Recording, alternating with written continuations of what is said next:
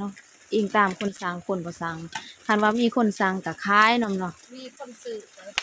คันบ่มีก็เฮาก็ดังเองฝากไว้เนาะหายมันก็มันยังหอนเนาะมีแต่ไปเบิ่งนํกันได้เนาะเฮาสิควัดให้ทุกคนได้เห็นเนาะ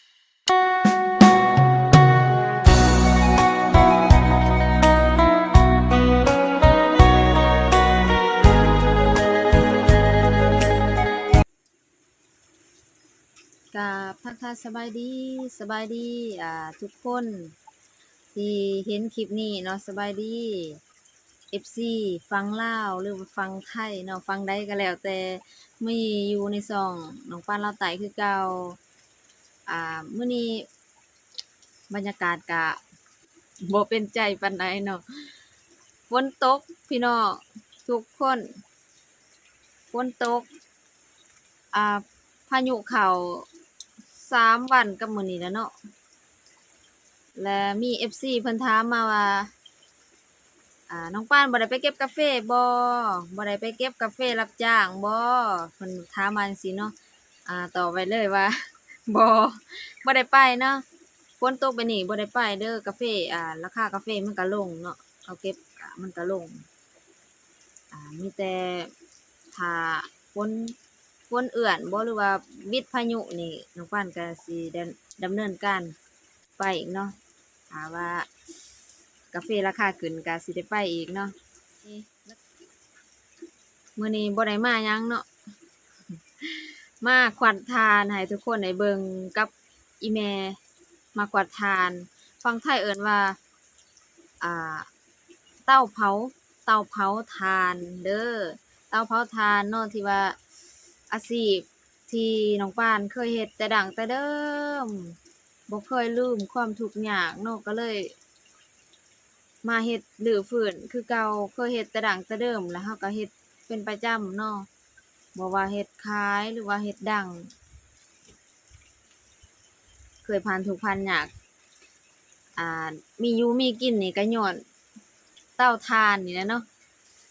หน้าแลหน้าดำแหละแต่กี้มีแต่มื้อนี้สิให้ทุกคนได้เห็นเนาะว่าวิธีการ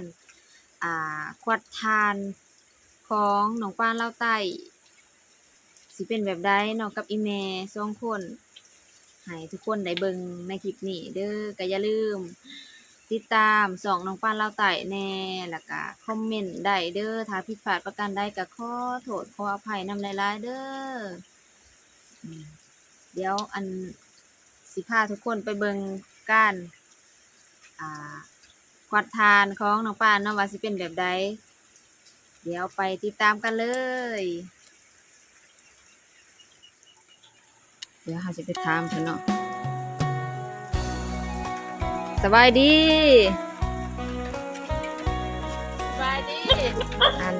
โอ้ยมาก็ได้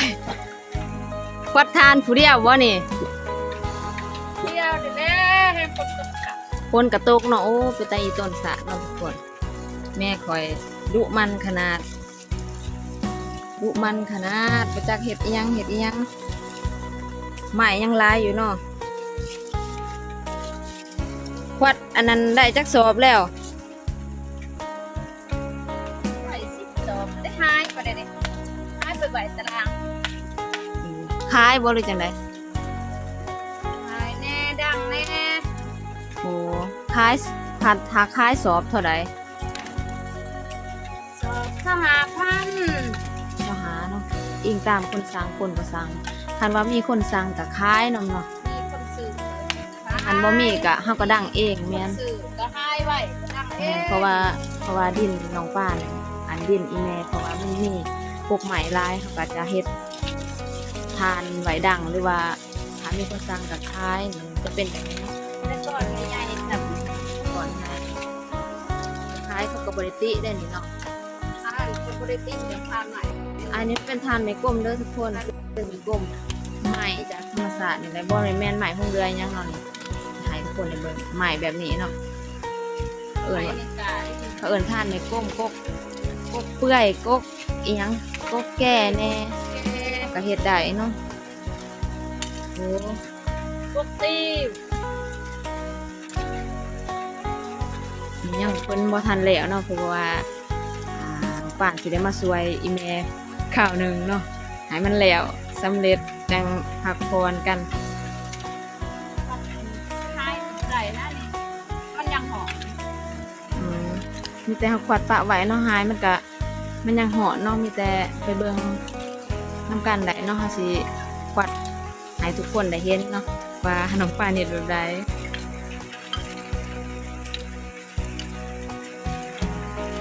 ปลาใส่อันเป็นไข่ได้ก็น้อยเลย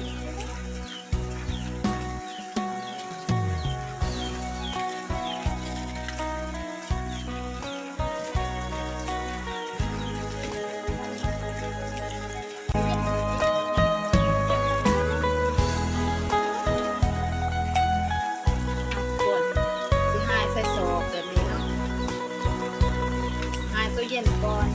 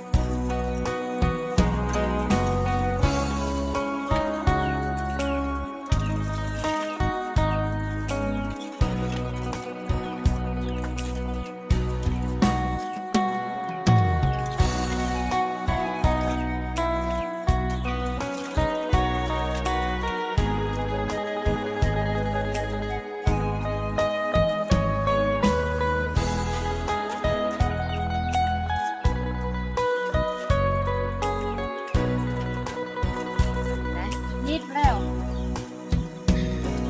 คนยิบคนยังใส่อยู่เนาะสอบสำนี่25,000ก็โอเคอยู่ได้ทุกคน กับสหพันธ์กับข้าวสีแดง อืม ทานอันนี้มันทานใหม่ดีได้ เอาเสือกมายิบป้านมาช่วยเพิ่นป้านยิบยานมันขาดให้เพิ่นยิบเองเนาะคันบ่กังก็ทานก็สิเปียกมันดังบ่ได้เนาะมีการด เปียกดีดังกับไม่ดีดัง หมดขั้นตอนเพิ่นยิบแล้วเนาะ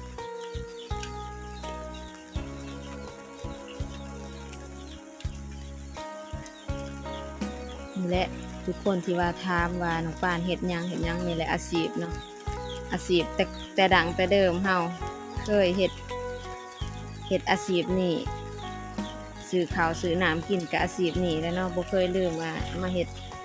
เอาไว้ดังคือเก่าเดี๋ยวนี้ก็ขายอยู่เด้อผู้ใดสนใจก็สั่งน้ำแม่ได้เนาะหรือว่าสั่งน้ำน้องปานก็ได้สอบ25,000กีบจ้า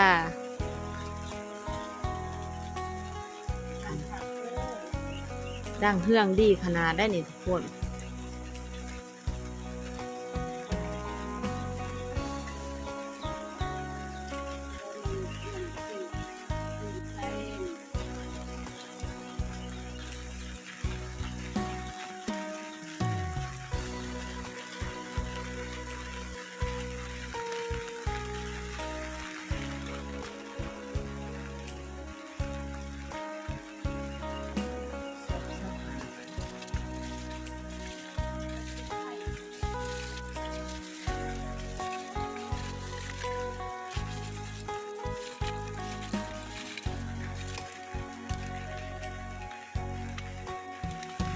เพิ่นไปไหวอยู่หันเนาะทั้งเมดทั้งมวลที่ว่าเฮาควัดทานได้จักสอบนี่ เอ็ด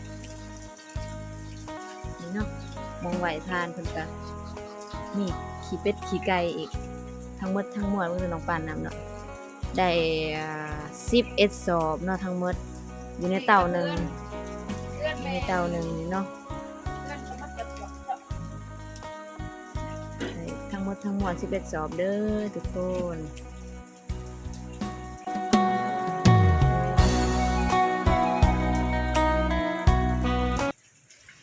และสำหรับคลิปนี้เนาะน้องป้านก็สิได้ขอตัวลาพี่ๆ FC ทุกคนที่เขามาเห็นคลิปนี้เนาะก็อย่าลืมกดติดตามแล้วก็คอมเมนต์ส่องน้องป้านเล่าตายแน่เด้ออ่าอีดูสงสารอันส่องน้อยๆคนนี้เนี่ยเนาะสำหรับคลิปนี้ขอกล่าวคำว่าสบายดีบ๊ายบาย